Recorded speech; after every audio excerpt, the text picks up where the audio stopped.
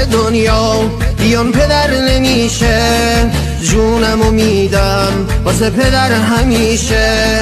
جوونی شداد تا بالو پر بگیرم، یه تار موشو به دنیا من نمیدم، یه تار موشو به دنیا من نمیدم.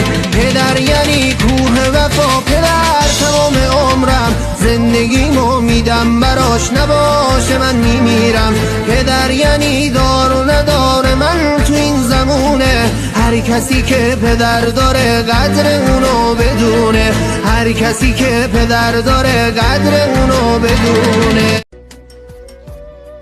نام زیبای پدر با سیم و زر باید نوشت، خوب و عالی با عیاری معتبر باید نوشت.